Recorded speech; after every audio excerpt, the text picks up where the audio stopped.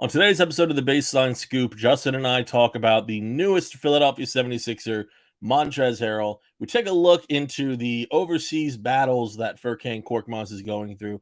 And then we also talk a little bit about the Donovan Mitchell trade and how the Cavaliers' new bolstered starting lineup could affect the Sixers going forward. All that and more on the Baseline Scoop. It's 89-84. Sixers, and they get inside.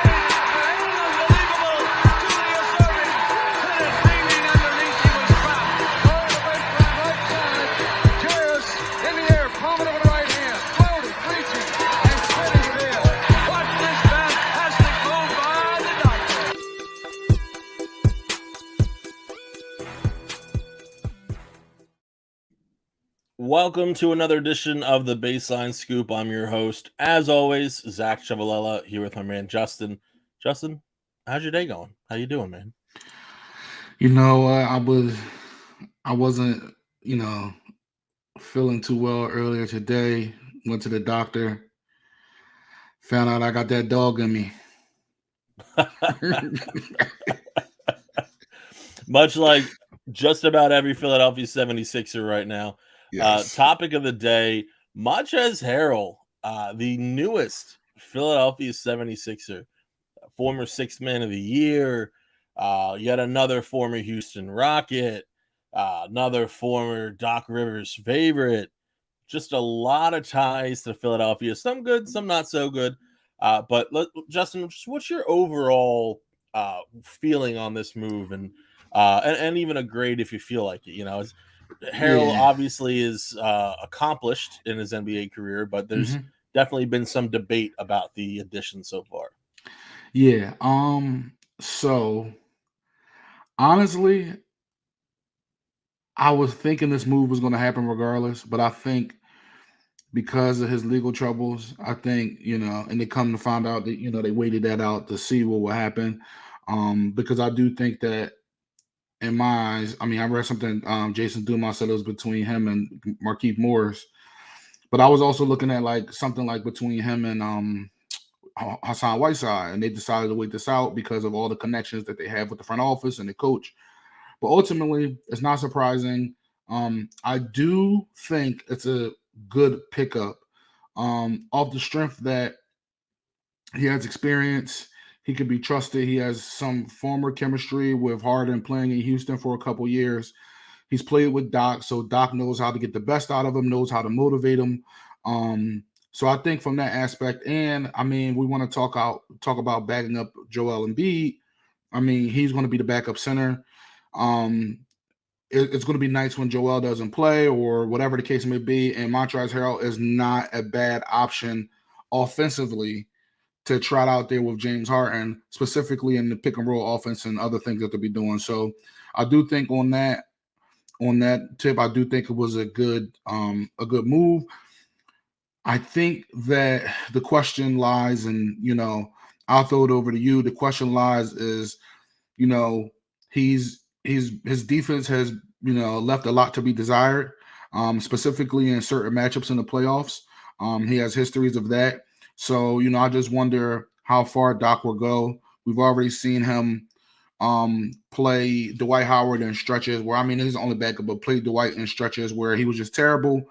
He kind of went with Paul Reed in the playoffs this year over DeAndre Jordan at some points, but it's just like Doc just has that hold over the veterans where he would rather play them no matter what. He'll go down with the ship sinking on the guy he trusts instead of trying to build trust with another guy. And, that brings up Paul Reed, but I do think it was a good signing for the regular season. I'm interested in hoping to see that Doc make some kind of like, Ty Lue type changes in the playoffs, depending on matchups and how guys are playing. So if he isn't playing well, Harrell isn't playing well, will Paul Reed get burned or whatever the case may be? So it's interested on that matter. How do you feel? Yeah, you bring up an interesting point with Doc Rivers, and it's something that's kind of been the conversation around the Montrezl Harrell signing. We actually even had our newest Sixers writer, Jackie Townley. She actually wrote her first piece on this very issue about, the issue with Montrezl Harrell, or rather, as she puts it, the issue with Doc Rivers. So that history is there. We've seen that. DeAndre Jordan was the most clear example of it. I want to say Jordan played about 15 regular season games before DAWG even started giving BBall Paul a legitimate look during the regular season, building him, everything such as that. So is he going to play Montrezl Harrell to a fault? Probably. Montrezl Harrell's defense, what's the deal with that? Well, he's always been athletic. He's never been a great defender, right? Especially in the post, but it looked as though he improved his defensive game last season. But I think that's kind of a mirage, if I'm being honest. And I don't want to be negative, but when you look at the situation that he went to, it's specifically when he goes to Charlotte that it looks like his defense improved. When you look at his numbers compared to some of the other big men defenders that they had in Charlotte, I think that says a lot more about the players they already had in Charlotte and the fact that even a negative defender like Montrezl Harrell is an improvement. I don't think that's Harrell coming along as a defender. So as far as defense, I don't think that's what you're asking for. I think when you're talking about playing him, you're going offense, offense, offense. This is when you have James Harden in the game. You're running the pick and roll, like you said, which is going to be a monstrous factor on offense. And you're talking about a high energy guy getting those tenacious rebounds, everything like that. So it's definitely going to be up to Doc Rivers. And I think this is kind of becoming a make or break year for Doc, just because there's now so much, there's no excuse, to kind of put like an Eagle spin on it for a second. We, and I'll use the Philadelphia talked about Jonathan Gannon, defensive coordinator for the Philadelphia Eagles last season. And he was at one point one of the most hated men in town. Yep. The excuse that was made for him is personnel, personnel, personnel. Mm-hmm. And when you look at the Sixers roster last season, like obviously you have James Harden, Tyrese Maxey, Joel Embiid, Tobias Harris, and there's some solid role players from there. But the roster was not deep. We knew that. That was the problem. And that's part of the reason. It wasn't deep, and it didn't have, I don't want to say it didn't have heart, but we all know it didn't have dog. Mm-hmm. We didn't have guys that had that dog in them. And we don't want to focus on that to a fault, obviously, but that has been the message preached to us constantly, not even just by the fan base, not just by the media, not by the players, even though it has been from Joel Embiid directly. It's been everybody and the front office who's preached that high motor dog mentality. And we've seen that reflected in the signing. So I think it's a great signing from that perspective. For the regular season, I think he's a fantastic addition, spot minutes in the playoffs. He's obviously a huge upgrade in the playoffs over DeAndre Jordan and Greg Monroe. Specifically offensively, but I still just think Paul Reed is the better playoff option. And I hope that the future is murky for a lot of Sixers right now. There are 17 players on the roster, and that's not counting two ways. And it's just curious what's going to happen next. And there's so many big men. PJ Tucker, there is a small ball 4 role in there for him somewhere, I'm sure. Montrez, BBall Paul. You have Charles Bassey, who I have kind of a huge question mark next to. Mm-hmm. And it's just going to be curious. How do you think that kind of resolves itself, or rather, how does Daryl Morey resolve that issue? Not just with the stockpile of big men, but just overall. Do you think we're looking at cuts? Are we looking at trades? We've had a lot of people talk about that actually segues because I have a piece coming to you soon on this. Oh, really? Well, that I've been working on. But I think we've talked about this for a while now, and I think a consolidation trade is coming. And I think originally we thought that it was only before all the free agency and hard cap and all that. I think we thought that this is specifically for Eric Gordon, right? Just making all the salaries match for Eric Gordon. Yeah. But I think now it comes to the point where I like George Niang a lot. George got a little dog in him too, and a little fire, but I like him, and he's a fan favorite. I called him a spicy bitch last season. That's kind of how I felt about him. Right? I loved him. He's fantastic. He's great, but I think when you start to get some of these signings like Harrell, do you still have some of these other guys on the market, Carmelo Anthony, stuff like that? Just naming guys. I just feel like a consolidation trade is going to happen eventually, because it doesn't make any sense to go into the training camp with 17 guys, where I know some of these guys have some parts of non-guaranteed deals, but like it makes no sense for you to cut a Isaiah Joe or cut a Charles Bassey or whatever the case. These guys can be, if given opportunity, can be contributors, right? And Bassey is a little bit farther. I mean, Joe is a little further along than Bassey, in my opinion, as far as being able to be a contributor. But I think if Joe got the opportunity and just got some consistent minutes, he could be a solid role player. I'm not saying a sixth man, but an eighth man, ninth man, Joe can be that guy, right? And I think that, you know, he's one of the only movement shooters on the team outside of Furkan. So I just think, like, you know, they're going to try to make a move to attach, and the whole Matisse thing is still up in the air.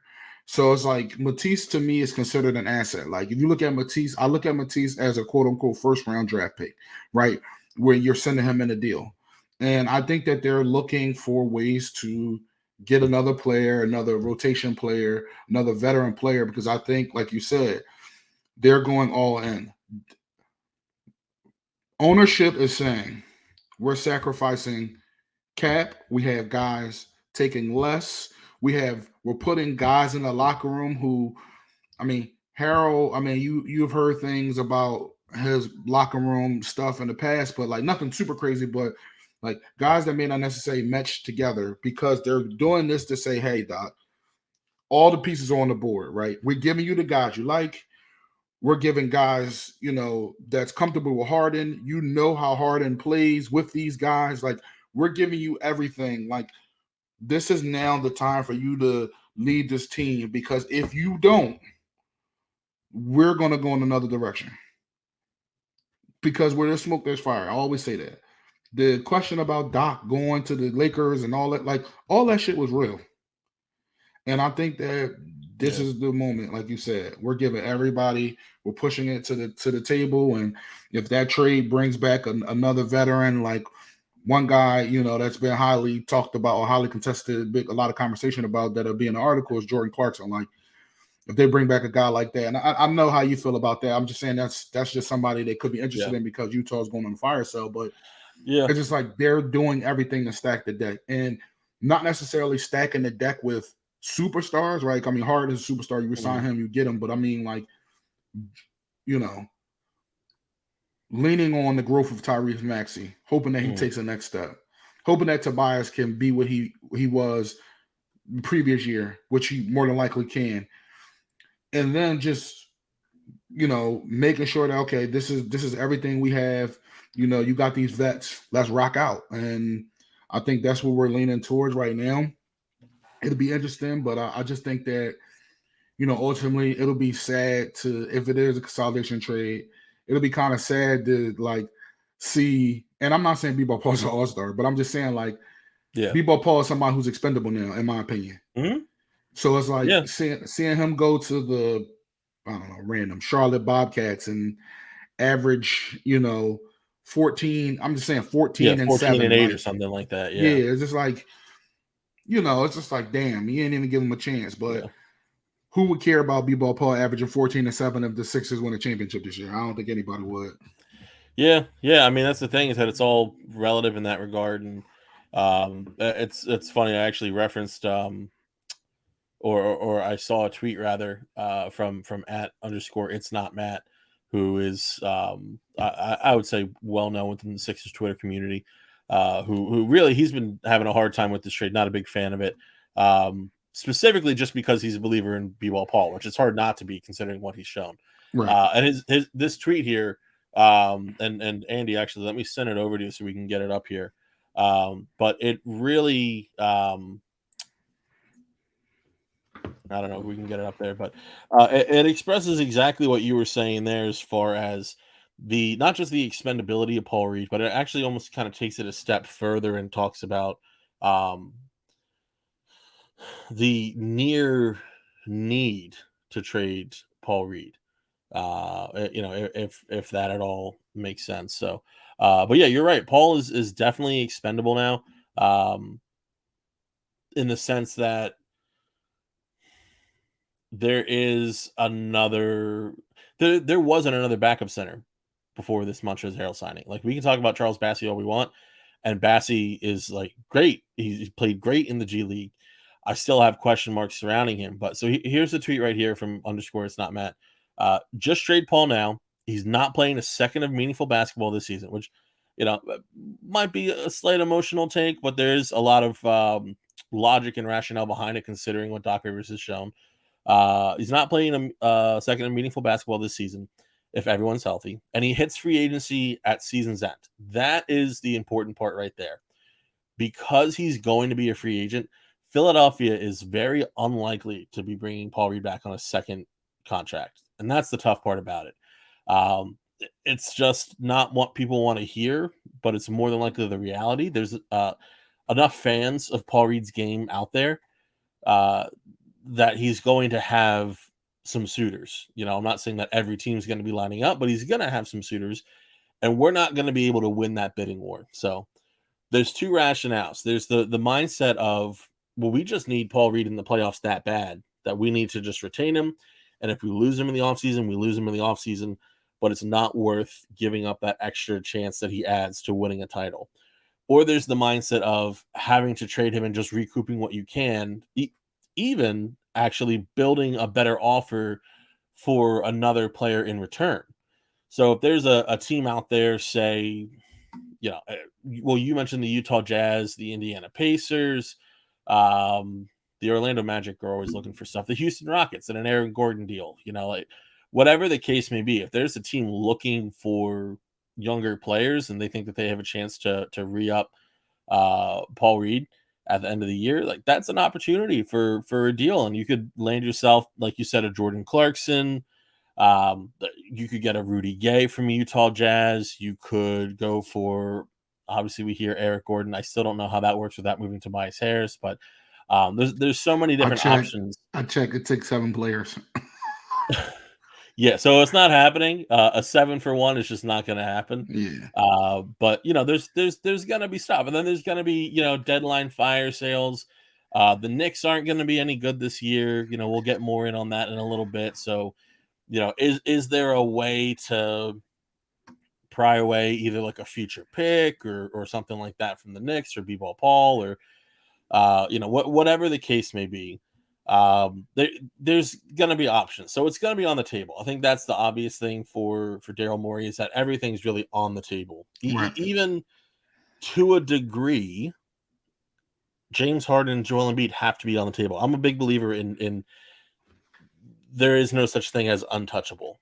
Like, there's damn near, but there is no such thing as untouchable. Because if the Boston Celtics offered you a trade, Joel Embiid for Jason Tatum and Jaylen Brown, are you taking that trade? No. No. You're not taking Jason Tatum and Jaylen Brown for Joel Embiid. No, I'm not. Right. So Joel Embiid himself said that, and it was a similar trade. I don't think it was the exact. It was like Steph Curry. I think it was Steph Curry. But yeah, so there reaches a point where you do have to make that move. And you're talking about two players who have already reached the finals. Joel Embiid hasn't made it past the third round. I know that he can. I know it's not as black and white as Joel Embiid hasn't made it to the Eastern Conference Finals yet. But with that being said, there is certainly a point where the value is just too high to turn down a deal. Would that deal ever happen? Probably not. But at the same time, it's just, literally speaking, I mean, we didn't know that we were going to be able to trade Ben Simmons for James Harden. That was not something that was really on the table until it was. So all that being said, there's just, and Andy, I want to know your thoughts on this too. You cannot enter the season with this mindset of Paul Reed is untradeable. Although I personally am of the camp of it's going to take a good offer just because we're going to need him come the postseason. I'll tell you right now, BBall Paul is obviously more beloved and renowned within the Sixer circles than within the general NBA. And I think that goes beyond just casual fans. I think from even like a team building and front office perspective, I don't think that other teams are as high on BBall Paul as the Sixers are themselves. I would probably stick like an early second round draft pick kind of value on him in a trade right now. which, is, to me, I think he's more valuable to the Sixers as a player than he could be in a trade.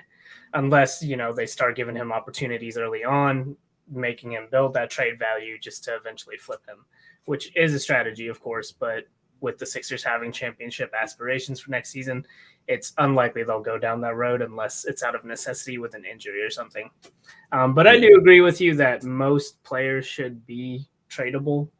And in a sense, all players are. I don't love that Jason Tatum, Jaylen Brown package for Embiid. I don't know if I would feel better about the Sixers title chances if you made that trade right now. I just wanted to come in and say that. We can. Yeah, well, we won't do it now, but we could fight all day about that. And I love Joel Embiid, and Joel Embiid's the best player in that deal. Do not get me wrong, but it's just when you have a chance to add two young players at the most important position, being that swing, that wing, that are so talented, so young, like that is so tough to turn down. So, considering that you're moving a center, which is the second least important position in basketball. So I get what you're saying. I just think their finals appearance this last. Listen, if you want to keep saying don't want to trade Joel Embiid, that's fine by me. I'm not trying to trade Joel Embiid. This isn't something I'm out there looking for.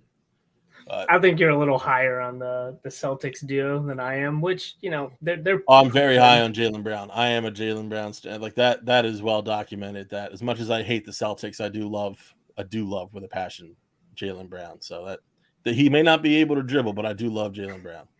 I think they're both amazing second options on a title team. I'll leave it there. There we go. Andy's takes on the Boston Celtics. So, when it comes down to Paul Reed, I think Andy really kind of summed it up, well. Outside of Philadelphia, the opinion's not as high. I would say there's no one outside of Philadelphia, except for maybe John Hollinger, who has as high an opinion of BBall Paul as the people in Philadelphia. And I love John for that, by the way.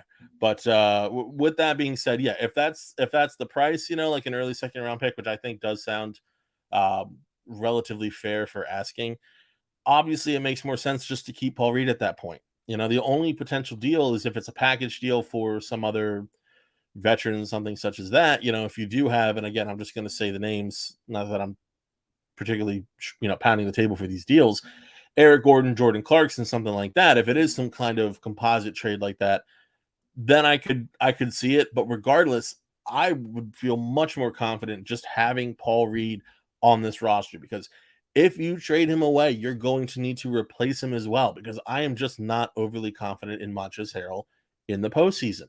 We've seen his postseason role decline year after year, and it's really there were so many issues with Doc in LA playing Harrell over Zubac, and the splits between those two players and their efficiency.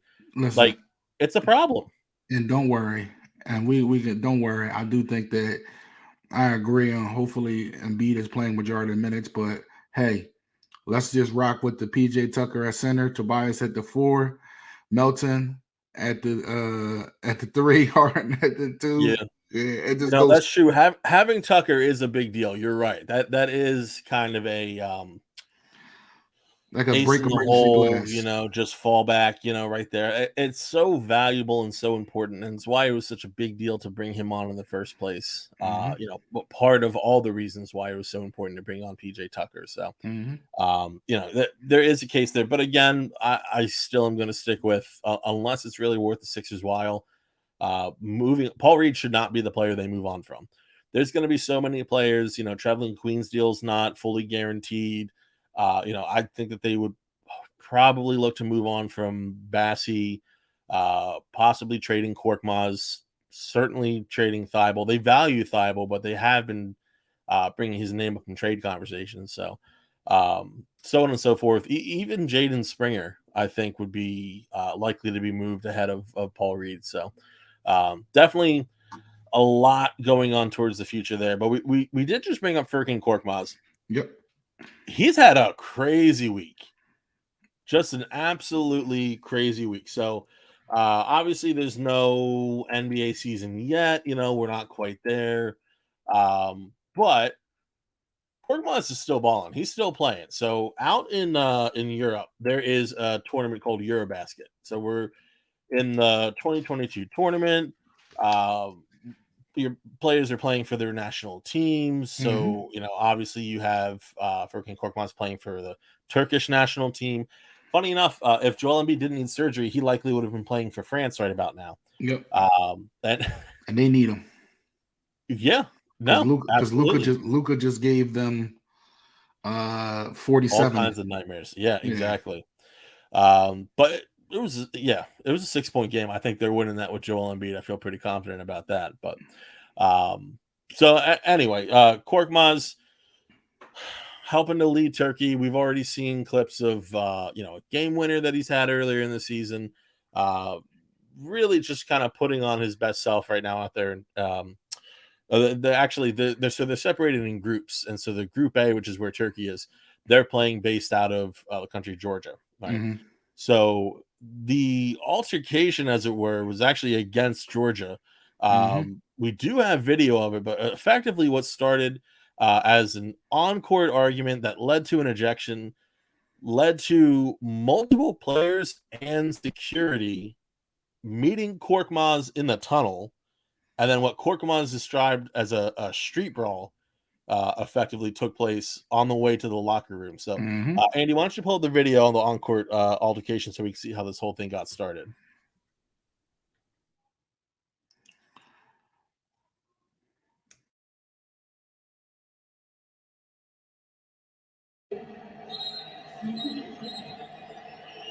Wow. Things need to calm down here. I'm a real peacemaker. Look at Korkmaz. He needs to calm down.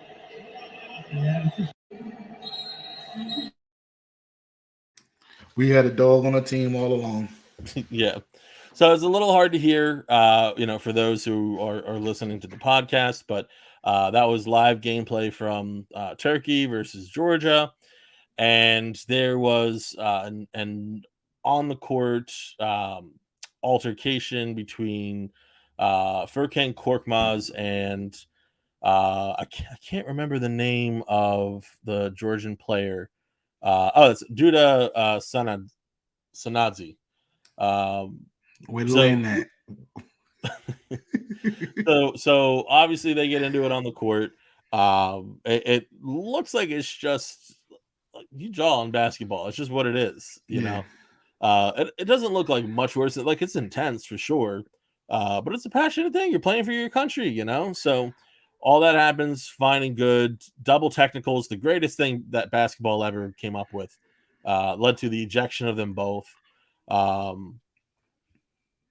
it's just so weird that it's such an odd move that Duda then rolls up with two more players, including Goga Bitadze of the Indiana Pacers, who will get his ass booed so bad. Yeah, when they play. Yeah, that's what is it, November? Like 24th, October 24th. October 24th. Yes, that's coming up quick. That's in Philly too. He is going to get assuming booed. Goga plays. Yeah, right, because he probably won't play. We'll see if that happens. It's gonna be a fun one. That's gonna be just a fun game, and we'll try and have a special guest on. I got somebody in mind. We'll try and have a special guest on before then to preview that should be pay-per-view event. But it's just such a weird mentality to roll up like on one guy with five. Like So my thoughts are, I've always thought this about like specifically FIBA, right? Like I know it's different in the Olympics, right? Because it's a combination with FIBA, but the Olympic committee basically runs things differently. FIBA specifically, I feel like gives the vibe of like semi-pro, like the way the crowds are, and specifically how the refs are, right? Like these FIBA refs aren't good at all.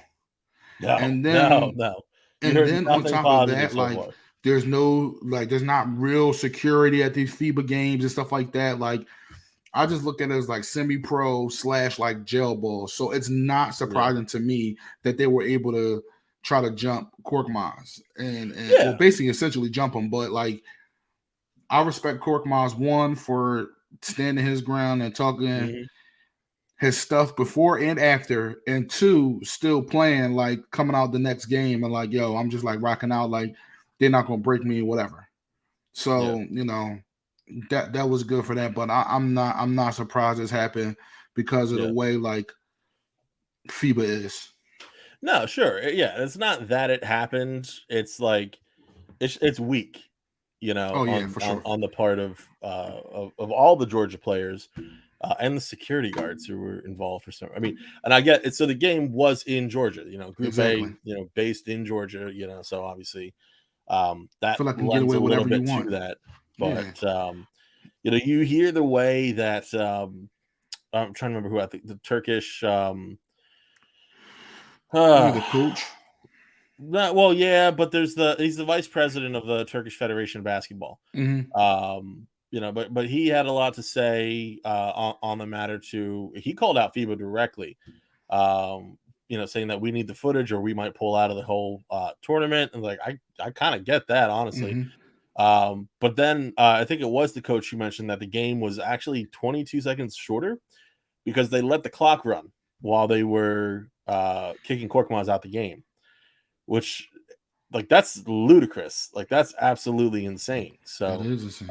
It really kind of, you know, lends to that like semi-pro kind of vibe that you were talking about. But and maybe it's just because it's so early on in the tournament or whatever, but it's inexcusable is what it comes down to. But like you said at the beginning of this entire thing, what we did learn is that Furkan Korkmaz had that dog in him the whole time. Got that dog in him, like the whole time he had it in him. So like my thing is really like it's really when, but we talked about this at the end of the season. They were going to overdo this thing. Like all the players is going to come out tough. They're going to try to get all these tough guys. All the players are going to come out tough. You know. I mean, at this rate, Matisse Thybulle's going to come out mean mugging come the start of the regular season. I'm waiting for Tobias to hit somebody with a novel. He's taking a chair from the front row and he's just knocking him over the bag. I need him to pull a novel from under his chair and throw it at somebody.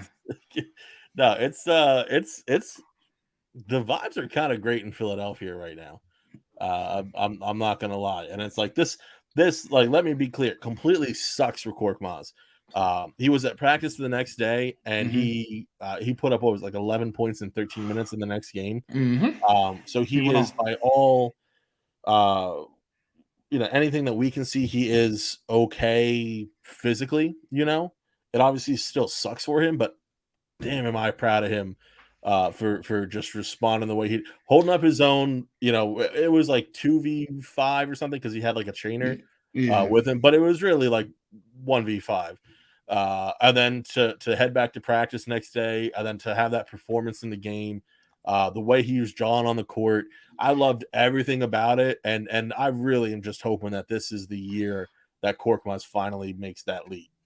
Yeah, and I'm sure the team, all his team. I know Jordan Yang specifically like said something on Twitter, but I'm sure his teammates, specifically ones he's close with, reached out to him to make sure he was cool. So and I'm sure Daryl Morey or whatever. I'm sure like the Sixers, reached out to him. Mm-hmm.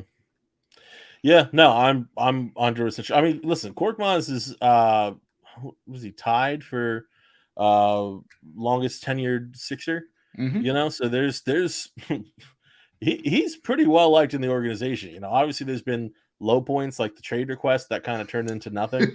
But all the same, he is definitely well liked, I'd say overall. So I'm sure Philadelphia had his back 100%. I am very much looking forward to seeing if and how this carries over to the regular season, because really that's Korkmaz is kind of fighting for his spot on this team right now. Absolutely. I hate to say it any other way, but they just brought on Daniel House. He's not going anywhere right now. I'd say you can say that about Korkmaz, Thybulle, Shake Milton, George Niang. There's a lot of guys who are kind of just fighting for a spot. So, hopefully Korkmaz, really just leans into this whole dog mentality. It's always been confidence for Korkmaz. That's always been the key because he's always had kind of like a little killer in his game. But the second that confidence starts to kind of waver, so does the shot. Yeah. So if he can kind of keep these fires stoked, I think he could be on the precipice of a pretty solid year. One where he really kind of establishes himself as I'd say like a consistent, at least top 8 player on a contending team. Right. Which it doesn't sound like much, but that's huge. Yeah. Like, that's huge for a player like him. So it's going to be really interesting. There's going to be a lot of opportunities to kind of see how all of that breaks, especially when the regular season starts. And there's going to be a lot of great competition in the East too. Mm-hmm. Just this East has gotten tougher and tougher, and so it's really going to be a chance to kind of sharpen yourself against that high end competition. One team that just got a lot better, the Cleveland Cavaliers. Yes. So bringing on Donovan Mitchell. Spider. So what's your thoughts on A, him not being a Knick, which is hysterical, and B, him going to Cleveland? Just what do you feel about that? All right, so I'm gonna give you my quick analysis on the one part on the Cavs. Great pickup by the Cavs. They're the ones who saw the opportunity to really build on their already good young core and add an actual, he's a star, and add to that core and bring some more reliability, specifically offensively for them, that they really, really needed to really make a difference, as well on that team. I do believe that him and Garland offensively are great. They already run a lot of pick and roll there. Donovan Mitchell's going to feel right at home because he ran tons of pick and roll in Utah. So I think it's great. I think they're going to be good. I don't necessarily know if they're going to be a contender right away. I think they're maybe like a year or two away just because I think Evan Mobley has to continue to grow to really make that difference. And Darius Garland is going to have to take another leap as well. But I think they're good. I think they really, did what these young teams like. This is what you're supposed to do when you're in this position where you have some young talent to trade as well as that draft pick ammunition. And good for the Cavs. I have the Cavs are a team that I don't even like I have no qualms with. They're a good team. I like watching them. Darius Garland is one of my favorite players to watch in the NBA. I'm happy for them. They'll be one of my league pass teams. Jared Allen, Yep, Jared Allen. They'll be one of my league pass teams to watch. The real story here is not even about Donovan Mitchell going to the Cavs. The real story is about him not going to the Knicks. If you are the New York Knicks, how do you even let this happen? You are arguing over Quentin Grimes and pick swaps or picks or whatever. Literally, you have struck out on every major free agent or trade that there is in the last 10 years. Well, they got Jalen Brunson due to some of the most high-quality tampering that you've ever seen. So it's like you have this chance. Donovan actually wanted to come there, and then you mess it all up by haggling on the price like you had an auction. No, very, very, very stupid to me. Yeah. At the end of the day, I just can't believe Quentin Grimes and some unprotected picks that were the holdup in a situation where Cleveland came right under their nose and said, all right, cool. We'll get an extra 2 unprotected. We got a good core. We'll go from there. Now, were the Knicks going to be really good with Donovan Mitchell? No. Were they going to be better than they are now? Absolutely. And having Donovan Mitchell there makes better sense for you to start getting other stars to come to New York by having him there. Literally, they missed out on everybody. Even this whole, Stephen A. Smith, who was a Knicks fan, kept talking about, I'm hearing that Damian Lillard wants to come to New York. No, he doesn't. He never did. This was I can't overstate how bad of a missed opportunity this was for the Knicks. Terrible. No, I 100% agree. So what we have here is the tweet from Woj stating that at the start of trade talks in July, New York offered Utah a Donovan Mitchell package, including R.J. Barrett, Obi Toppin, Mitchell Robinson, 3 unprotected first-round picks. The Jazz turned that down, and Robinson signed a $60 million extension to stay with the Knicks. So let's kind of compare that to the Jazz deal, which, again, that's 3 unprotected picks, 2 pick swaps, Laurie Markkanen, Colin Sexton on a sign and trade as well, and Ochai Agbaji, who was a first-round pick selected this season. Many remember him from his standout performance in the tournament as Kansas went on for the national championship. So, a lot. It's actually a half decent offer. I'm not going to lie. So the main difference here, right? When you look, I suppose that you're practically comparing RJ Barrett and Colin Sexton, right? And they're both flawed players, but RJ Barrett as certainly, I would say more often the preferred prospect, just considering the position that he plays. His ceiling seems more attainable. Yep. It may not be an overly high ceiling, but still. When you look at Mitchell Robinson versus Laurie Markkanen, Mitchell Robinson's the better player. Laurie Markkanen is possibly the more valuable player, again, just because the center market's flooded. Unless you're one of the top centers in the league, unless you are Embiid, Jokic, and then to a lesser degree Bam and Gobert, there's just not as much value in a center. So to be able to have someone who stretches the floor like Markkanen, turns out he can play small forward. I don't know who saw that coming, but it actually worked out quite well for the Cavaliers. So that's added versatility. I think they're going to be able to flip him. I don't think they're going to keep him long term, the Jazz, but they might be able to flip him. I think they can get another first round pick for him. So at that point, you're talking about 4 picks and 2 pick swaps, and then on top of that, you have Ochai Agbaji, who, granted, after a pick is made, it loses value as opposed to you being able to select that player yourself. He was a pretty good pick. He's not. He does not necessarily have that all-star ceiling. But he definitely has starter potential, and if not, quality 6th man. Absolutely. So that's another quality pick. And he fits that profile, that 3-and-D profile. That's you need wings that can play defense and wings that can shoot. Yeah, and he's got to bulk up, to get that defense at the NBA level, real nice and tight. But if he can do that, then he has a chance. He's not going to be Kawhi Leonard out there, but he's going to be absolutely a contributing playoff player if I had to place a bet on it right now. So it's a solid deal from Cleveland. It does kind of seem like they were trying to press New York for a little bit extra, because the thing you have to remember is that more than likely the picks coming from New York were going to be higher than the picks coming from Cleveland. So that very much matters. So is it that Utah was just trying to press them for even more picks?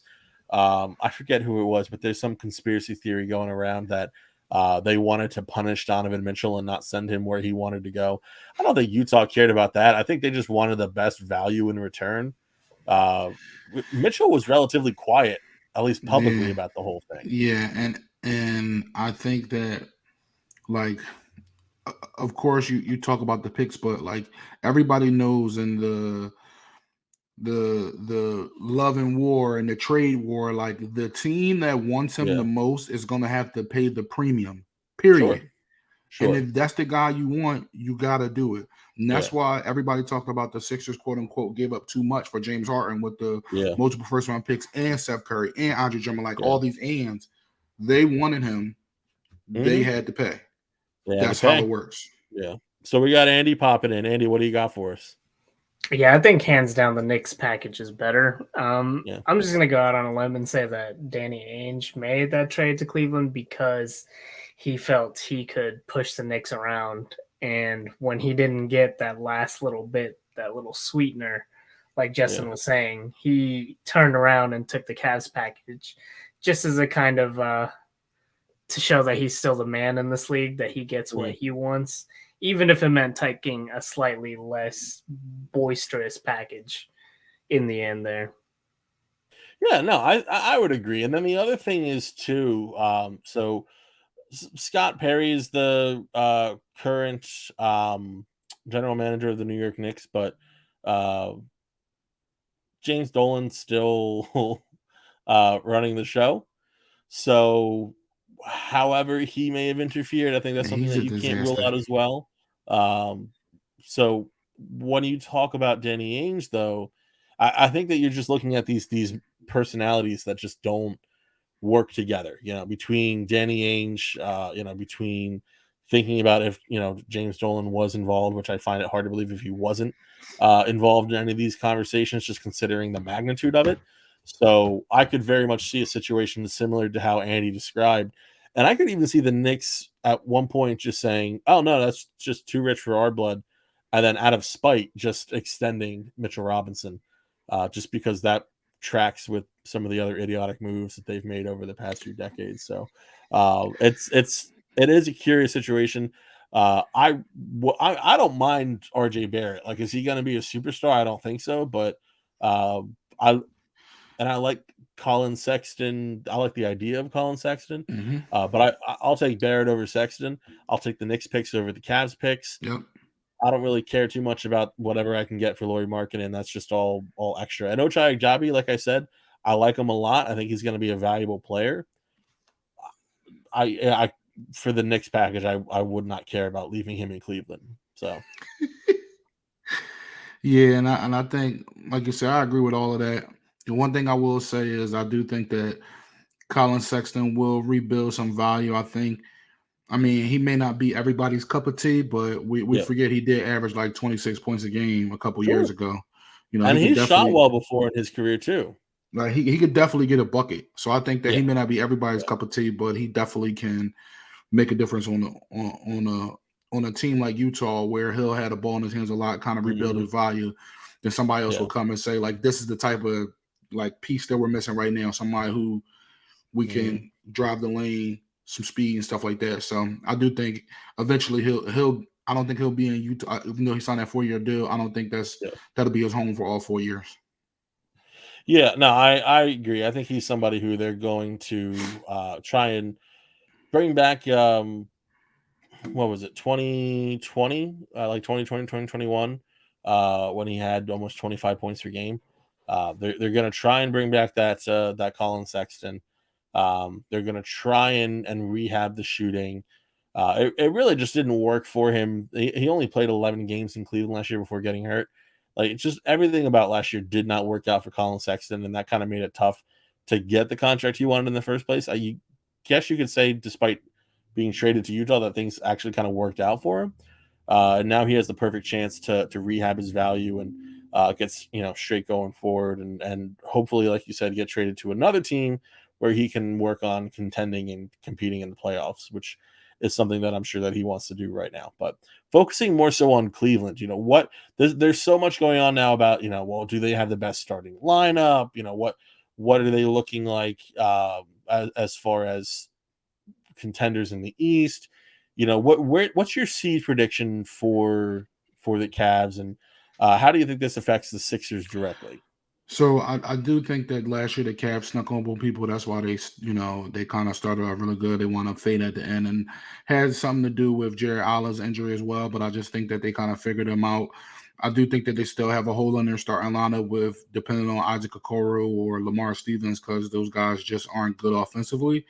And then if you have Karis LeVert in there, he basically is a lesser Donovan Mitchell, but his defense is terrible too. So I think they also have to bolster their bench a little bit. Ricky Rubio is back. I do like that pick. He was balling out before he got hurt. I mean, not that Yeah, pick, but that re-signing. yeah, Um, yeah, but ultimately, I think they'll end up at the end of the day. They'll be the 4 to 5 seed. Um, like right now, I don't think it directly impacts the Sixers. So I think the Sixers would be good enough to be a top 3 seed. Only way I see Cleveland jumping into the top 3 if you have a team like Milwaukee or the Sixers who deem themselves a veteran team and won't be doing a lot of load management and kind of like giving games away just to make sure they're healthy down the stretch. I think that's something that you can see, but I think there'll be a 5 seed because right now the top 4 teams, the top 5 teams in the East are Boston, Milwaukee, Philadelphia, Brooklyn, and Miami. And I think the only reason I didn't put, I think Miami got worse. But they always play hard on defense, so they'll keep them in games. And then Brooklyn is just who knows what's going to happen with them. But yeah, true X factor. I think I think they'll end up being a top 5 seed, and I think depending on their matchups, they can get out the first round. But if they face Boston or Milwaukee or the Sixers in the second round, I think it's over for them. Yeah, I kind of feel a similar way. I think this is a great move for Cleveland. I think that they're certainly building as a team. It helps that Donovan Mitchell's on the younger side compared to a lot of superstars who work their way out of their town. So all said and done, great move for Cleveland. Definitely got better. Definitely going to continue to get better. This year's probably not the year where you see them make that complete leap. There's going to be some growing pains. You talked about the offensive power of Darius Garland and Donovan Mitchell, and it's like, yeah, they're 2 real high-powered offensive players. They're both kind of little ball dominant, so it's going to be a little curious to see how the 2 of them work together. The thing that does work in their favor, though, is that outside of that, there's really no one who needs touches on the offense. You have Mobley, you have Allen, you have Okoro, who's likely going to start. If they started Karis LeVert, that would be an absolute nightmare, I think, because you talk about needing the ball in their hands. I mean, Karis LeVert is like a street ball point guard. Like that's his game, honestly. And it's like, it works, sometimes. But so if you have Garland, if you have Mitchell, and then you kind of stagger them like a little bit, kind of like the Sixers should stagger Embiid and Harden, I think you're looking at kind of the ideal situation there. I would say, yeah, top 5 is fair. I expect them to be probably right about that 4 or 5 seed. And then, like you said, however it matches up. A matchup with Brooklyn or with Miami seems likely. Then potentially even moving on to the second round. But as far as championship aspirations, I'm not quite there yet. I still think that Philadelphia, along with Milwaukee and Boston, is in that next tier above them. So we're going to go ahead and talk a lot more about the Sixers odds themselves, especially after this Montrezl Harrell signing. I do think that helps at least their seeding in the regular season. So as we get closer to training camp starting, we're just a few weeks away from the team going down to Charleston, right? They're going down to Charleston, South Carolina. Yep. We're just a few weeks away from that. So we'll be taking a closer look at the team, getting a little closer to it. We're going to have some guests on as well. And we are going to do the James Harden wine tasting. Quick update on it. UPS kind of broke Justin's bottle. And so we're still sorting that out. But we should have come next episode the wine tasting. And along with that, we will also have the mailbag as well, answering any questions that any Sixers fans out there have about the team, about the players, about any prospective players to target, or even just any general NBA questions as well. Yep. We'll have here to answer for both me and for Justin. So for now, though, that is the end of what we have for you guys today. I'm getting pumped for the season. Yep. It's becoming a little tangible, 2K is this close from coming out, so and 2K coming out just always feels like, that preseason, once you and obviously it's just like a roster update every year, but still, once you see the fresh roster update every year, it's just, for me, it's always been that, like I said, preseason. So super stoked, excited about that. Anything else that you're looking forward to before we get to the start of the season, Justin? Just ready to get this wine, man. Yeah, let's do it. Yeah, absolutely. And hope, who knows, by the time that we actually get this wine episode out, the red blend may be available as well. Who knows? And we'll see how that works out. But we're still scouring the internet trying to find out when that comes out. So we can try that as well. But we'll see. I don't know why they're keeping it a secret. I mean, I want to drink your wine. Just let me know where I can buy it. Right. It's not that, we don't need to be all big about it, but whatever.